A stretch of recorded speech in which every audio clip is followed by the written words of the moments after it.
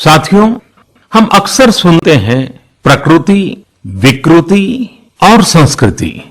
इन शब्दों को एक साथ देखें और इसके पीछे के भाव को देखें तो आपको जीवन को समझने का भी एक नया द्वार खुलता हुआ दिखेगा।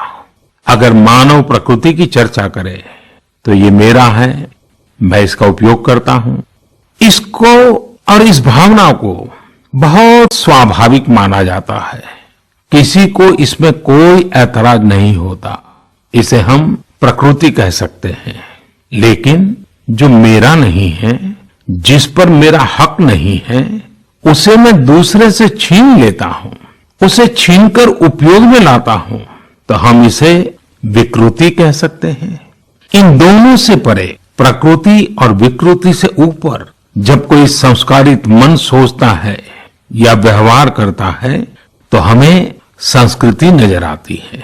जब कोई अपने हक की चीज, अपनी मेहनत से कमाई चीज, अपने लिए जरूरी चीज कम हो या अधिक, इसकी परवाह किए बिना किसी व्यक्ति की जरूरत को देखते हुए खुद की चिंता छोड़कर अपने हक के हिस्से को बांट करके किसी दूसरे की जरूरत पूरी करता है, वही तो संस्कृति है। साथियों, जब कसौटी का काल होता है तब इन गुणों का परीक्षण होता है। आपने पिछले दिनों देखा होगा कि भारत ने अपने संस्कारों के अनुरूप, हमारी सोच के अनुरूप, हमारी संस्कृति का निर्वहन करते हुए कुछ फैसले लिए। संकट की इस घड़ी में दुनिया के लिए भी, समृद्ध देशों के लिए भी दवाइयों का संकट बहुत ज्यादा रहा है। एक ऐसा समय है कि अगर भारत दुनिया को दवाइयां न भी दे तो कोई भारत को दोषी नहीं मानता। हर देश समझ रहा है कि भारत के लिए भी उसकी प्राथमिकता अपने नागरिकों का जीवन बचाना है।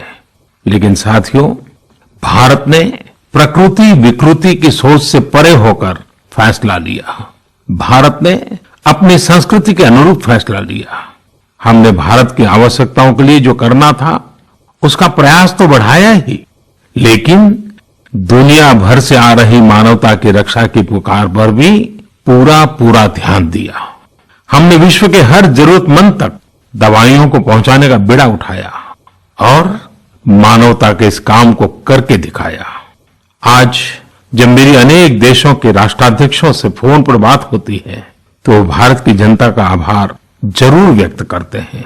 जब वो लोग कहते हैं thank you India, thank you people of India, तो देश के लिए गर्व और बढ़ जाता है। इसी तरह इसमें दुनिया भर में भारत के आयुर्वेद और योग के महत्व को भी लोग बड़े विशिष्ट भाव से देख रहे हैं।